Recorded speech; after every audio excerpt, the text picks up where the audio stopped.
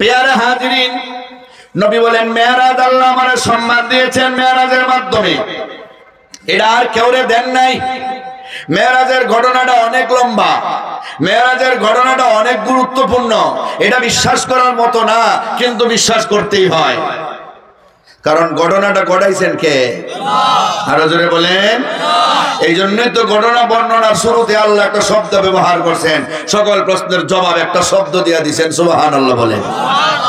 সুবহানাল্লাযী আসরা বিআবদিহি লাইলাম মিনাল মাসজিদিল হারাম ইলাল মাসজিদিল আকসা الذي باركنا حوله لنريه من آياتنا إنه هو السميع البصير। সুবহান শব্দ বলছেন, অসম্ভব থেকে মহাপবিত্র যিনি, তিনি কে? মেরাজের কাহিনী যখন নবী আয়েশা বেঈমান কাফেরদের কাছে বর্ণনা করেন, তখন বেঈমান কাফেররা কয় এতদিন মনে করছিলাম মোহাম্মদ পাগল, এখন দেখি মোহাম্মদ মহাপাগল। নাউজুবিল্লাহ, রাজুরে কোন নাউজুবিল্লাহ। এতদিন তো 360 দেবতার পূজা করেই মুক্তি হয় না, মোহাম্মদ এই এক খুদার কথা কয়, মনে করছিলাম খালি পাগল। আর এখন আয়েশা কয় রাইতের অল্প সময়ে 7 আসমান 7 মহাশূন্য সিদরাতুল মুনতাহা শরীফুল আকলাম আরশে আজিম সব ভ্রমণ কইরা বাইতুল মুকাদ্দাস সব বেরাইয়া রাইতের অল্প সময়ে চলে আসছে। এটা তো কোশ্চিন কালেও সম্ভব হয় না, শত সহস্র মাইল দূরে রাইতের সামান্য অংশে কেমনে যাবে? কয়েক মাস তো লাগে মক্কা থেকে মদিনা যাইতে। মক্কার বাইতুল্লাহ পড়ছে সৌদি আরব, আর বাইতুল মুকাদ্দাস পড়ছে সিরিয়ার ফিলিস্তিন। কথা বলে ঠিক কিনা? মোহাম্মদে কয় কি? তাহলে তো মোহাম্মদ মহাপাগল, মোহাম্মদ একটা মাজনুন। নাউজুবিল্লাহ। আবু বকর রাদিয়াল্লাহু তাআলা আনহুর কাছে গিয়ে বলে, বেঈমানেরা, ও আবু বকর, তুমি যে মোহাম্মদের সাথ ধরছো, মোহাম্মদের সঙ্গ পাইছ, আর কতদিন থেকে গাল মন্দ শুনবা? তোমার মোহাম্মদ এতদিন যা বলতো মনে করতাম স্বাভাবিক পাগল, আজকে আয়েশা বলে মোহাম্মদ নাকি মেরাজ করছে, মক্কা থেকে নাকি বাইতুল মুকাদ্দাস গেছে রাইতের সামান্য অংশে, অথচ কয়েক মাসের রাস্তা। ওই সময় তো আর প্লেন ছিল না, হেলিকপ্টার ছিল না, হাইটা উটের উপর সোয়ার হইয়া, ঘোড়ায় সোয়ার হইয়া কত নদী সাগর পাড়ি দিয়ে এক দেশ থেকে আরেক দেশ, ভৌগোলিক দিক থেকে অনেক দূরের ব্যবধান, এটা কিভাবে সম্ভব? আবার কয় আসমান গেছে। তোমার নবী মুহাম্মদে বলে দুনিয়ার জমিন থেকে প্রথম আসমান 500 বছরের রাস্তা, প্রথম আসমান থেকে দ্বিতীয় আসমান 500 বছরের রাস্তা, প্রতি 2 আসমানের মাঝখানের মহাশূন্যটা 500 বছরের রাস্তা, প্রত্যেকটা আসমানের পুরুতা গাড়াই আরো 500 বছরের রাস্তা, এরপরে সিদরাতুল মুনতাহা, এরপরে শরীফুল আকলাম, এরপরে আরশে আজিম। এত অল্প সময়ে কেমনে সম্ভব? এবার বলো, এখন কি তুমি মোহাম্মদ তারে পাগল বলবা না? এখন কি তুমি মোহাম্মদের সঙ্গ ছাড়বা না? হযরত আবু বকর ডাকতে বলে, রে পৃথিবীর বেঈমানেরা শুনো, এই কথা যদি আমার নবী রাহমাতুল লিল আলামিন বলে থাকে, আল্লাহর কসম, আল্লাহর কসম, সারা দুনিয়ার কেউ বিশ্বাস না করলো আমি আবু বকর বিশ্বাস করে নিলাম। এদিন থেকে তিনি সিদ্দিক। সুবহানাল্লাহ বলেন। মহা সত্যবাদী। দুনিয়ার সবার ব্রেইনে যেটাকে সত্যায়ন করতে পারে নাই, কেবলমাত্র আবু বকরের ব্রেইনে সেটাকে সত্যায়ন করেছে, তাসদীক করেছে। তাসদীকের করলেই সে সিদ্দিক হতে পারে। কথা বলে ঠিক না ঠিক? মহা সুন্দর সত্য ঘটনা, বিশ্বাস করতে মনে চায় না। মেরাজের কাহিনী, নবী যখন রোম সম্রাট হিরাক্লিয়াসের কাছে একটা চিঠি দিলেন, কাহিনী বলবো ঘরে, আগে একটু ঘুরাইলে আপনাদের সময় থাকলে বলবো, নিলে ঘুরানির মধ্যে শেষ। কি বলেন? আমি ঘুরাইলে কিন্তু সারা রাত শেষ হবে না, 1 সপ্তাহ শেষ হবে না। আর শর্ট করে বলতে চাইলে 2 মিনিটও পারবো ইনশাআল্লাহ। রোম সম্রাট হিরাক্লিয়াসের কাছে সিডি লেখছেন। কি লেখছেন? সিডি। বুখারীতে সেই সিডির বিবরণ আছে। বিসমিল্লাহির রহমানির রহিম। মিন মুহাম্মাদিন আবদুল্লাহি ওয়া রাসূলিহি ইলা হিরাকল আযীমির রূম। সালামুন আলা মান ইত্তাবাল হুদা। এইভাবে লম্বা একটা চিঠি পাইছে। যাচাই বাছাই করার জন্য মক্কার কোন লোক আছে কিনা খবর নিতেছে। পাইছে একটা কাফেলা, আবু সুফিয়ানের নেতৃত্বে 30 জন ব্যবসায়ী কাফেলা গেছিল ওখানে ব্যবসা করবে। এরারে আনছে, সামনে আন্না বসাইছে। আবু সুফিয়ান একদম সামনে বসাইছে আর বাকি জনরে পিছনে দাঁড় করাইছে। আর বলতেছে, আমি মুহাম্মদের ব্যাপারে তোমারে 10টা প্রশ্ন করব। কয়টা? তুমি যদি মিথ্যা বলো শাস্তি কিন্তু হইবা, সত্য কিন্তু উত্তর দিও। আর সাথীদের বলছে, হে যদি একটা কথা মিথ্যা বলে তোমরা চেহারা দিয়ে আমারে বুঝাইয়া দিও। ফরসেনি আবু সুফিয়ান ফারাবাসের সিফাত, মিথ্যা বলার কোনো সুযোগ নেই। আবু সুফিয়ান মুসলমান হওয়ার পরে নিজে বর্ণনা দিয়েছেন যে আমি মুহাম্মদুর রাসূলুল্লাহর বিরুদ্ধে একটা কথাও মিথ্যা বলার সুযোগ পাইতেছি না। শেষ পর্যন্ত মেরাজের কাহিনীটারে পাইছি। সুবহানাল্লাহ কইতা না? মেরাজের কাহিনীটারে পাইছি। 10টা প্রশ্ন করছে, 10টা প্রশ্নে আমি সত্য সত্য জবাব দিছি। এটা আরেক ওয়াজ, এক রাইতের ওয়াজ। লাস্টে গিয়া মুহাম্মদের বিরুদ্ধে বলার মতো আর কিছু পাইছি না। যদি আমি এমনি মিথ্যা কথা বলি, সাথীরা ইশারাতে বুঝাই দিলে বাদশা আমার শাস্তি দিব। সাথীদের কাছে আমি মিথ্যাবাদী হইমু, এরা আমার সরদারি মানত না। শেষ পর্যন্ত বলছি, বাদশা আপনি বুঝা নিবেন উনি কত বড় মিথ্যাবাদী হতে পারে। কারণ ইদানিং তিনি বলতেছে তিনি নাকি রাইতের অল্প সময়ে 7 আসমান 7 মহাশূন্য ফাড়ি দিয়া সিদরাতুল মুনতাহা আরশে আজিম সব ফাড়ি দিছে। আর বাইতুল্লাহ থেকে বাইতুল মুকাদ্দাস আইছে এবং গেছে। রাইতের অল্প সময়ে এত বিশাল এরিয়া কিভাবে তিনি ফাড়ি দিবেন? কত বড় মিথ্যাবাদী হলে এমন কথা বলতে পারেন? আমি বলি না, আপনি নিজেই বুঝালান। নাউজুবিল্লাহ কইতা না? বাদশার উপরে ফেলাইছে। বাদশার কাছে দাঁড়ানো ছিল তদানীন্তন সময়ের বাইতুল মুকাদ্দাসের প্রধান ইমাম সাহেব, সুবহানাল্লাহ বলেন।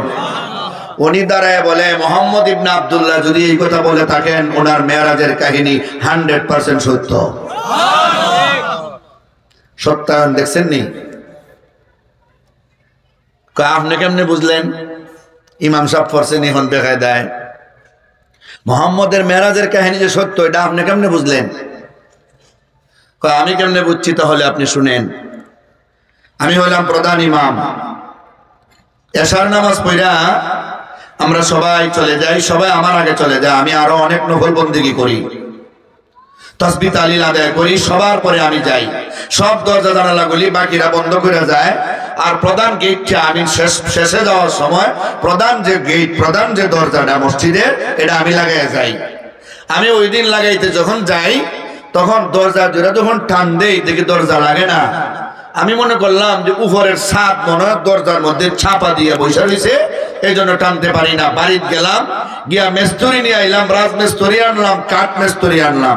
এরা দুজনে অনেক চেষ্টা করলো, দরজা লাগাইতে পারে না।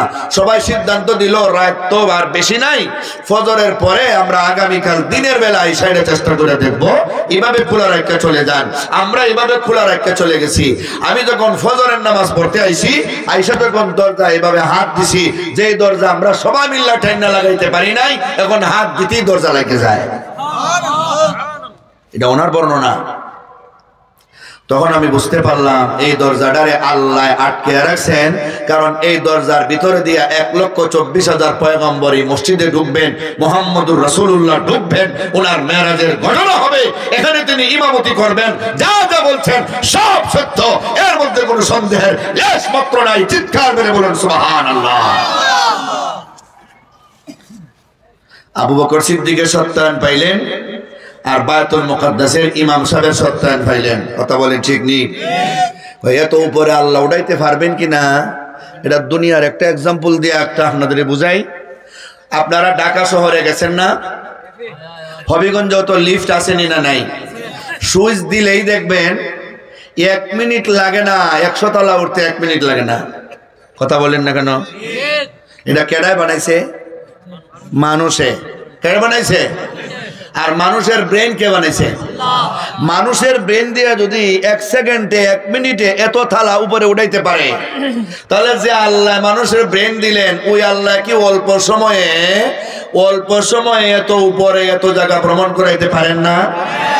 আর রাতটা রেখে আল্লাহ লম্বা করে রাখতে পারেন না? কথা বলেন না কেন? তাহলে যে ঘটনাটা আল্লাহ ঘটাইছেন এই ঘটনার মধ্যে অসম্ভবের লেশ মাত্র থাকতে পারে না। সেই জবাব দিয়া ওই আল্লাহ বলছেন সুবহান, মহাপবিত্র আমি আল্লাহর কাছে কোনো কিছু অসম্ভব নাই। সারা দুনিয়ার মানুষ যা পারবে না সারা জীবনে, আমি আল্লাহ পারবো তা মাত্র একটা সেকেন্ডে। ঠিক নি বলেন?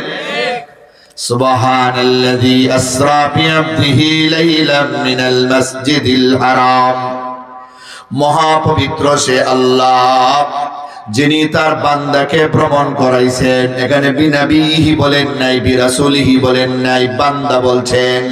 আল্লাহর কাছে বান্দার মর্যাদা অনেক বেশি, কারণ সব নবী রাসূলরা ওই বান্দা ছিলেন, কিন্তু সকল বান্দা নবী রাসূল ছিল না।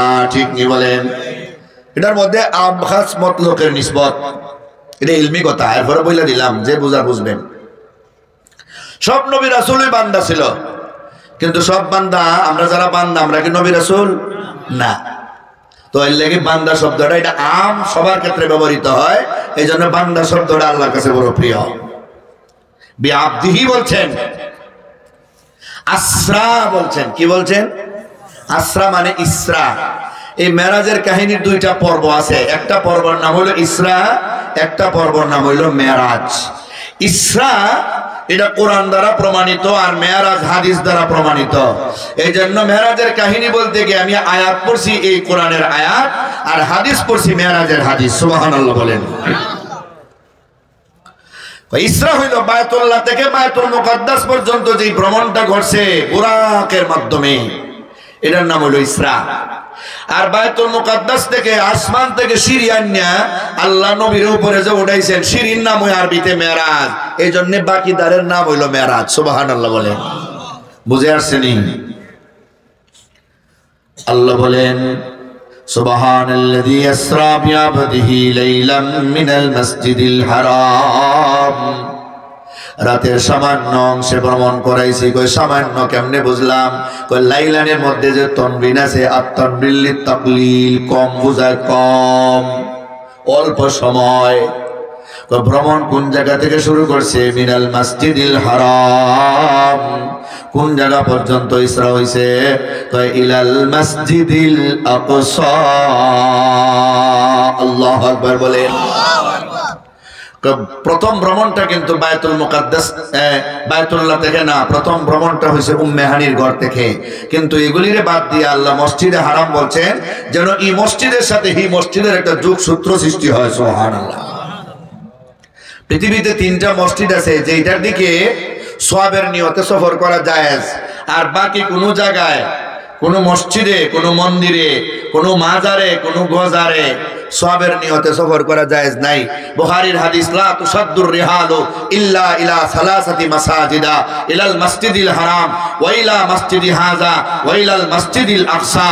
বায়তুল্লাহ, বায়তুল মুকাদ্দাস আর মসজিদে রাসূল মদিনার মসজিদ, এই 3 মসজিদ ছাড়া সওয়াবের নিয়তে সফর করা জায়েজ নাই। এমনি আল্লাহর জমিন দেখা আপনি অনেক কিছু জানতে পারবেন। কুল সিরু ফিল আরদের উপরে আমল করার জন্য আপনি সফর করতে পারবেন, মগর সওয়াবের নিয়ত করতে পারবেন না। সুবহানাল্লাহ। বায়তুল্লাহ শরীফ পৃথিবীর এমন একটা গড়, প্রথম এই গড়টা বানাইছেন ফেরেশতারা।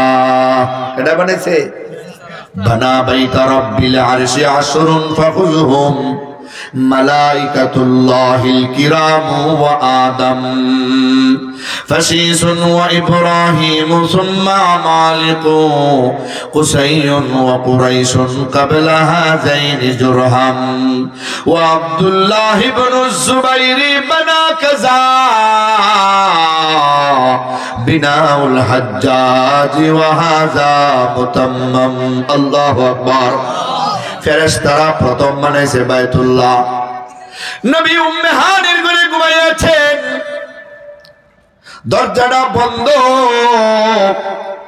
ঘরের ছাদ বেদ কইরা 2 জন ফেরেশতা ঘরের ভিতরে ঢুকছেন। শুরু হইছে মেরাজের কাহিনী। আছেন তো আপনারা? সজাগ আছেন না ঘুমে? কারা কারা ঘুমে আছেন হাত উঠান। ওই তো একজন উড়ে লিছিল।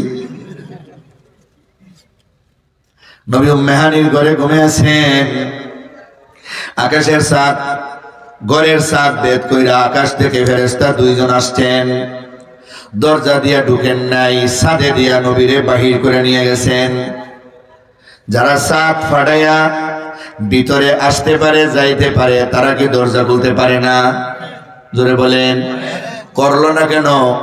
নবীরে ইশারা দিল, ও মায়ার নবী গো, ইতিপূর্বে আপনার 3টা কুদরতি অপারেশন হয়েছে, কয়েক মিনিটের মধ্যে আপনার 4 নম্বর এবং শেষ নম্বর অপারেশন হবে।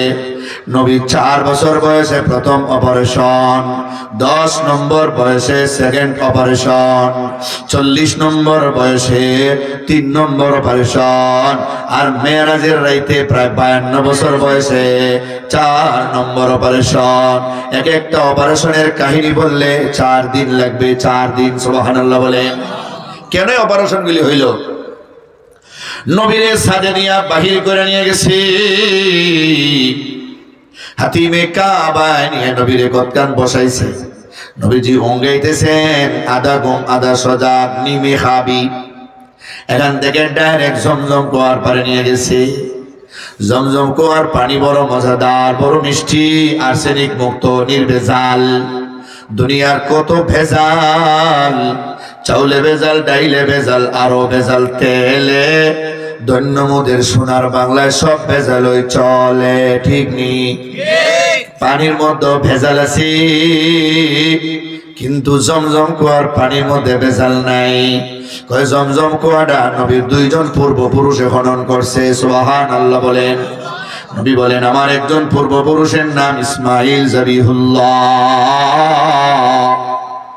নবী বলেন, আনা মুহাম্মদ ইবনে আব্দুল্লাহ ইবনে আব্দুল মুত্তালিব বিন হাশিম বিন আব্দ মানাফ বিন কুসাই বিন কিলাব বিন মুররা বিন কাব বিন লুই বিন গালিব বিন ফহর বিন মালিক বিন নজর বিন কিনানা বিন খুজাইমা বিন মুদরিকা বিন ইলিয়াস বিন মুজার বিন নজার বিন মাআদ বিন আদনান বিন মুকাওয়িম বিন উদু বিন তারিখ বিন ইয়াসদাব বিন ইয়ারব বিন সাবিত বিন ইসমাইল জবিহুল্লাহ ইবনে ইব্রাহিম খলিলুল্লাহ। আল্লাহু আকবার বলেন।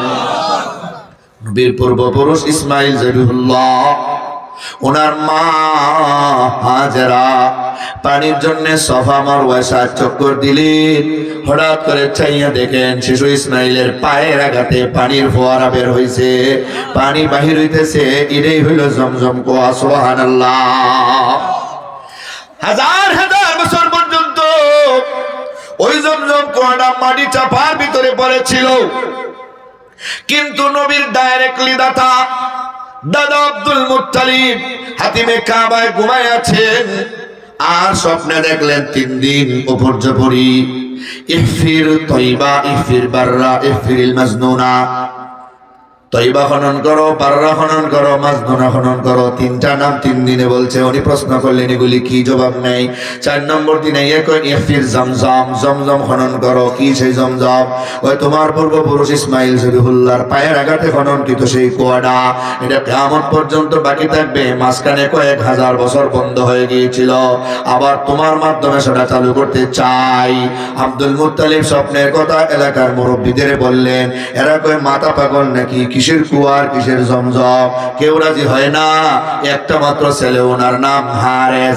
হারেস নিয়ে তিনি জমজম কুয়া খনন করতে লাগলেন। তিনি মাটি কাটেন আর মাথায় বোঝা বহন করে হারেসের মাটি নিয়ে সরায়।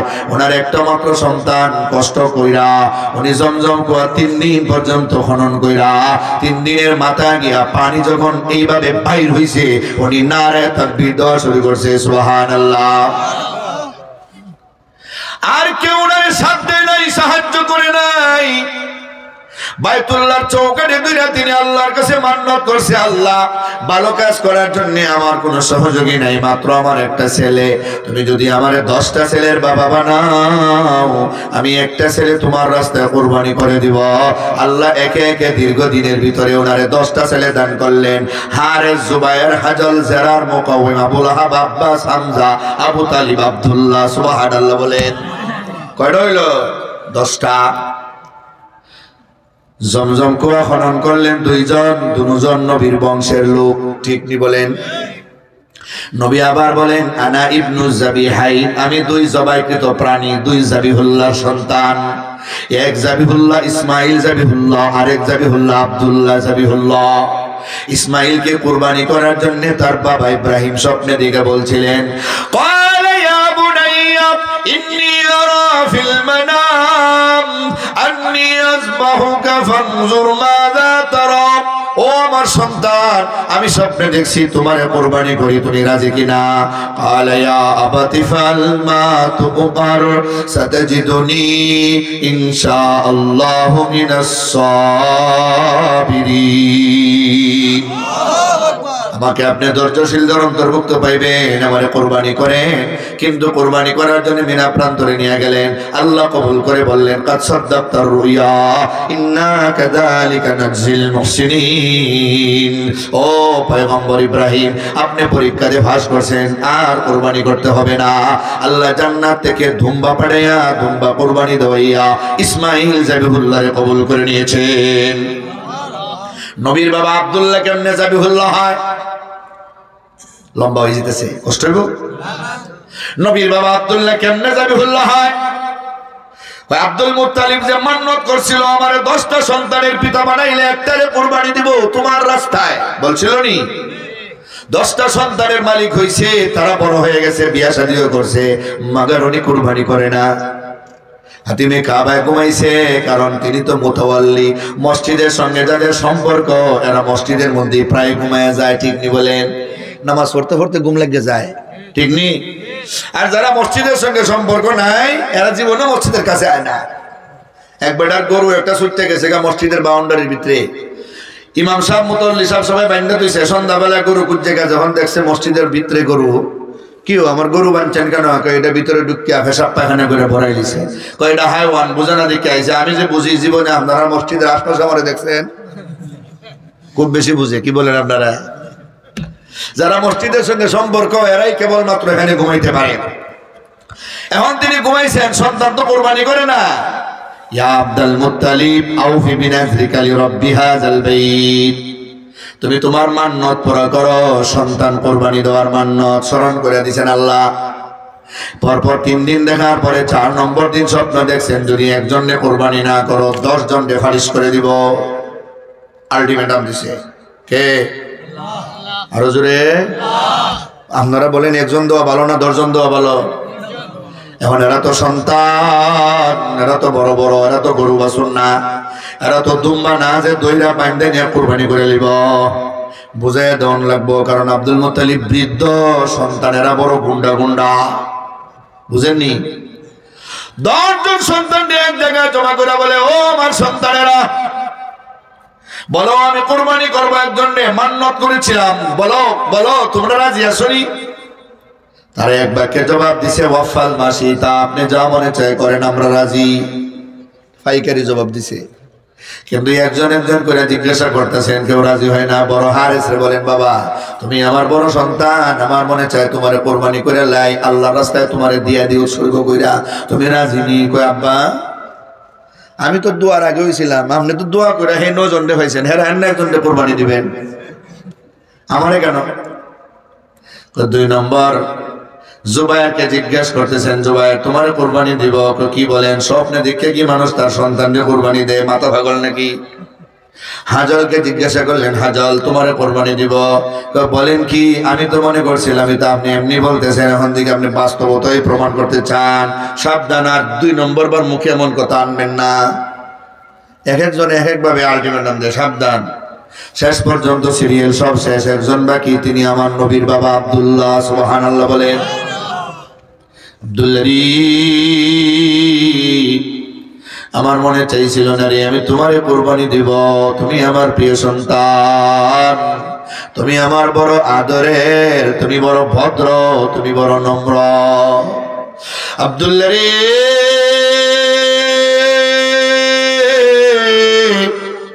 কিন্তু নিরুপায় হইয়া আমি তোমার পথে আসলাম তোমারে কুরবানি দেওয়ার জন্য, বলো কি করব? আব্দুল্লাহ হুবহু জবাব দিলেন, যে জবাবটা ইসমাইল জাবিহুল্লাহ দিয়েছিলেন, ইয়া বাতি ফাল মা তু'মার সাতাজিদুনি ইনশাআল্লাহ মিনাস সাবিরিন।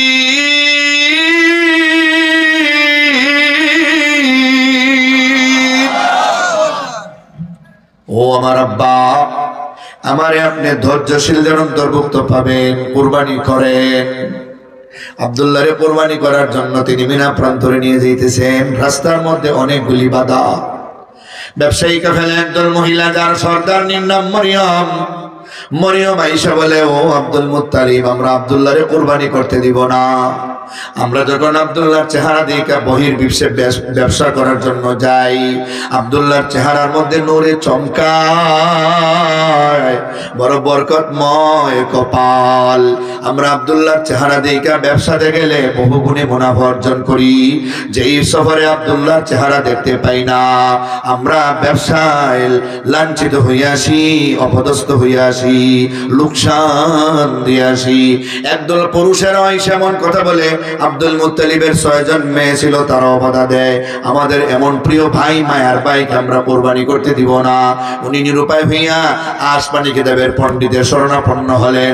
তিনি বললেন, একজন মানুষ হত্যা করলে তার রক্তপণ দিতে হয় 10টা উট। এখন আপনি একটা কাজ করেন, 10টা উট একদিকে লেখেন আর একদিকে আব্দুল্লাহর নাম লেখা লটারি টানেন।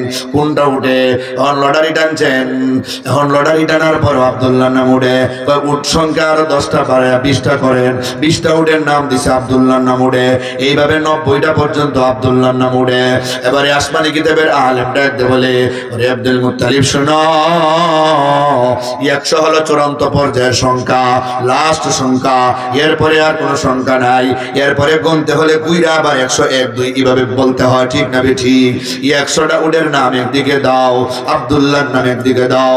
যদি এখন আব্দুল্লাহর নাম উঠে, আব্দুল্লাহরে কুরবানি করতে হবে। যদি উটের নাম উঠে, উট কুরবানি করলেই চলবে। এবারে 100টা উটের নাম দিয়া পরপর 3 বার লটারি টান দিছে, আব্দুল্লাহর নাম উঠে নাই, উটের নাম উঠছে। সুবহানাল্লাহ। আব্দুল মুত্তালিবে 100টা উট কুরবানি দিয়া সন্তান আব্দুল্লাহরে বাঁচাইয়া দিছেন। ইসমাইল জবিহুল্লাহরে আল্লাহ বাঁচাইছেন জান্নাত থেকে দুম্বা পাঠাইয়া। আর আব্দুল্লাহ নবীর ডাইরেক্ট বাবারে আল্লাহ বাঁচাইছেন নবীর দাদা আব্দুল মুত্তালিবের 100 কুরবানি দিয়া। সুবহানাল্লাহ। এই জন্যই নবীজি বলছেন, আনা ইবনু জাবিহাইন, একটা শব্দের ব্যাখ্যা দেখছেন নিকটখান লম্বা, এটা তো শর্ট করে বলছি মাত্র। তাহলে জমজম কুয়াটা নবীর বংশের মানুষের পক্ষ থেকে খনন করা। ওই জমজম কুয়ার পারে নিয়ে জিব্রাইল নামাইছে। কোথায় নিয়ে নামাইছে? জমজম কুয়ার পারে। জমজম কুয়ার পারে। পেয়ারে হাজিরিন, জমজম কুয়ার পারে নিয়া জমজম কুয়া থেকে পানি উঠাইয়া জান্নাত থেকে পেয়ালা আনছিল, স্বর্ণের পেয়ালা। পানি এখানে নিয়া নবীর অপারেশন কইরা ভিতর থেকে কল মোবারক বাহির কইরা পানি দিয়া সুন্দর কইরা ধুইয়া ভিতরে দিয়া হাত দিয়া ঘষা দিয়া শেষ। সুবহানাল্লাহ। অপারেশনটা করলো, কল বাহির করছে, মিয়া একটা ফোঁটা রক্ত বের হইল না, একটা সুতা দিয়া সেলাইও করতে হলো না। আল্লাহু আকবার বলেন। এবার বোরাক আনা হয়েছে। এই বোরাকের সফরটার ইসরা বলে। বারকন মানে বিজলি, তার চলন গতিটা চোখ দিয়ে চাইলে যা দেখা যায়, 1 কদমে এত জায়গা যাইতে পারে। আবিয়াদু মিনাল লাবান, দেখতে দুধের চাইতে আরো বেশি সুন্দর, দুধের চাইতে আরো বেশি সাদা। বাইনাল বিগাল ওয়াল হামির, গাদা এবং খচ্চরের মাঝামাঝি বডি ফিটনেস। মনে করেন এখন তো গাদার খচ্চর আমাদের এলাকায় নেই, গুড়া তো আছে, মাঝারি ধরনের গুড়ার মতো। সুবহানাল্লাহ বলেন। আল্লাহর নবী সামনে দিয়ে বসছেন। উঠার সময় বোরাক নাড়াচাড়া করে জিব্রাইল কয়ে, হে বোরাক, সাবধান করে দিলাম, আজ পর্যন্ত এত সম্মানী সোয়ার তোমার পৃষ্ঠে কেউ আরোহণ করে নাই।